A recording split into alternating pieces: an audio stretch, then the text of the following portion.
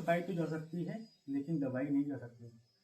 हम आज ऐसी शख्सियत के पास मौजूद है जो आगरा में भ्रष्टाचार के खिलाफ बुलंदी से अपनी आवाज उठाते हैं। देखो भैया, हिंदू मुस्लिम की जंग सब बनाएंगे। आप जो भी मुझे जहां से भी सुन रहे हो, बहुत ध्यान से सुनना। ए हिंदुओं, तुम्हें अगर जिहादी देखने हो तो सच्चाई बता रहा हूं, हॉस्पिटलों में जाके देखो, एमबीबीएस करके कैसे वो लूट रहे हैं उन गरीब और कमजोर लोगों को, वहां देखना चाहिए। और जितने भी मुस्लिम सुन रहे हो, तुम्हें अगर काफिर देखने हो तो तुम स्कूलों में जाकर के देखिए वो किस तरीके से एक दिना की फीस लेट है वे पे 50 रुपया पेनल्टी लगा रहे हैं। मैं आपको सच बता रहा हूं, ये देश आजाद होने में 7,32,510 क्रांतिकारियों ने अपना खून दिया और उसके बावजूद आजादी के सिर्फ 80 साल ही बीते हैं। 80 साल में कम से कम 52 लाख किसान अपनी जान दे चुके हैं, 27 लाख युवा अपनी जान दे चुके हैं। ऐसे भारत की कल्पना किसी ने नहीं की थी। हमारा मानना है कि अस्पताल और स्कूल ये किसी की निजी व्यवस्था हो ही नहीं सकते। ये सरकार जो गरीबों का खून पसीना खींच के जो टैक्स वसूल करती है, यदि हमको वो स्कूल और अच्छा अस्पताल नहीं दे सकती है तो जैसे जीरो टॉलरेंस है, ऐसे ये जीरो फेलियर भी सरकार को अपने दम पे ही लेना पड़ेगा। अगली बात, आपने सड़कें बनाई, आप उल्टा सीधा टोल टैक्स लेते हैं। इस पूरे राज्यों में 29 राज्य हैं जिनमें 28 राज्यों पे नितिन गडकरी जी बिना सोचे बिना समझे टैक्स वसूलते हैं। एक साल में 3 बार दाम बढ़ाते हैं। लेकिन एक राज्य ऐसा है जिससे नितिन गडकरी जी को डर लगता है। वो कौन सा पता है? अहमदाबाद, गुजरात, जहां से हमारे प्रधानमंत्री जी आए हैं। उस राज्य में कोई टोल टैक्स नहीं लिया जाता है, सिर्फ कॉमर्शियल वाहनों से ही टोल टैक्स लिया जाता है। ये सोचने का विषय है। जब वन नेशन वन इलेक्शन की बात होती है, हम सब समर्थन करें, अच्छी बात है, परंतु हमारे साथ ऐसा नहीं होना चाहिए कि मध्य प्रदेश में लाडली बहना योजना चले और 10,000 रुपया महीने लड़कियों को दिए जाएं, तो उत्तर प्रदेश के लिए भी कोई चुड़ैल बहन योजना बननी चाहिए जिसमें 5,000 रुपए मिलने चाहिए। राजस्थान में 9 सिलेंडरों के पैसे लिए जा रहे हैं, 12 सिलेंडर दिए जा रहे हैं, तो उत्तर प्रदेश या बाकी राज्यों में ऐसा क्यों हो रहा है? अब तो बिहार में 10-10 हजार रुपए बांटे जा रहे हैं। ऐसा नहीं होना चाहिए। ये देश एक है तो एक ही संविधान लागू होना चाहिए, एक ही नेशन है तो एक ही इलेक्शन जैसे लागू होना चाहिए, तो एक हॉस्पिटल होना चाहिए, एक जैसी शिक्षा होनी चाहिए। इस पर काम होना ही चाहिए देश में। बाबा, काफी टाइम से सभी लोग देख रहे हैं कि आप लगातार जंग लड़ रहे हैं, भ्रष्टाचार की पोल खोलने में लगे हुए हैं।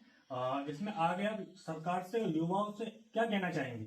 युवाओं, तुम्हारे ऊपर देश टिका हुआ है, पैसे की कोई कमी नहीं है। भारत में इतना पैसा है कि सोने की चिड़ैया वो लूट ले गए।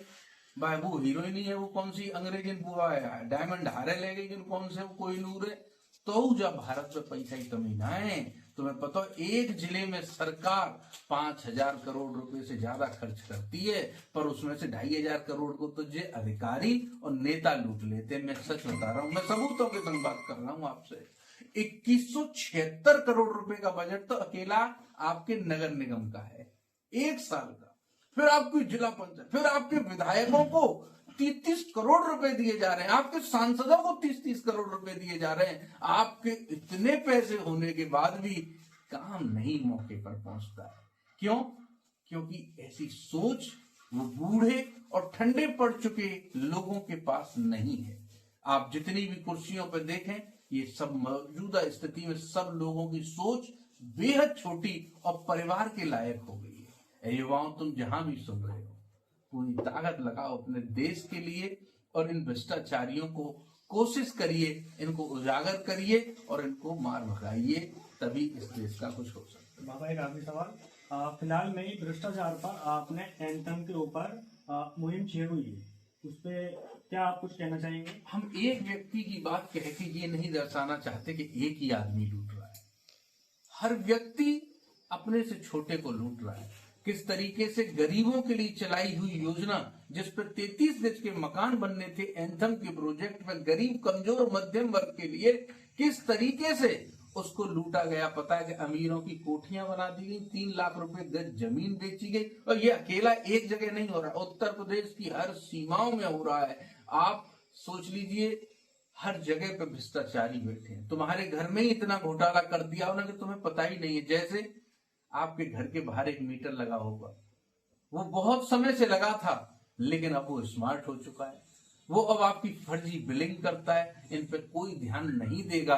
तो पारिवारिक खर्चे बढ़ेंगे, और जब खर्चे बढ़ेंगे तो परिवार पर जिम्मेदारी बढ़ेगी, और घर का मुखिया तनाव में रहेगा। हर आदमी के 2-3 ही तो सपने थे, एक जिंदगी में मकान बनाए, एक जिंदगी में थोड़ा बहुत सोनो चांदी खरीद वो, थोड़ा बहुत अपने बच्चा वाली के ब्याह करे, वो कछु बनाए, सब छीन लिए गए। जैसे कि अब मकान बनाना बहुत कठिन हो गया है। अब मकान सरकार की किसी योजना में नहीं है। तो आपसे निवेदन यही है, भ्रष्टाचार के खिलाफ, इन दुष्टों के खिलाफ कार्रवाई करनी चाहिए और चोटों से लड़ना सीखना चाहिए।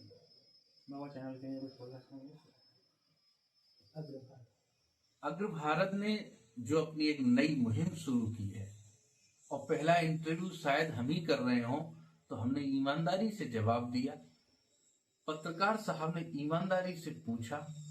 मैं आगे उम्मीद करूंगा कि अगर आने वाले समय में अगर कोई कहे कि ईमानदार चैनलों को बुलाया जाए, तो उसमें अग्र भारत को सबसे पहला निमंत्रण मिले कि आप जरूर आना।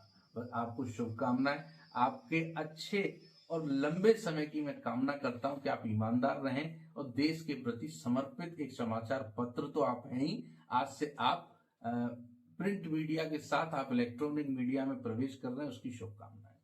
बहुत बहुत धन्यवाद बाबा। अभी हमारे साथ मौजूद थे गरीब सेना प्रमुख बाबा बाल योगी जी, और जो आगरा में लगातार गरीब और असहाय लोगों की आवाज उठाते रहते हैं, और उनकी मदद के लिए हमेशा आधी रात को भी खड़े होते हैं। नमस्कार, मैं फैजन कर, अग्र भारत न्यूज आगरा।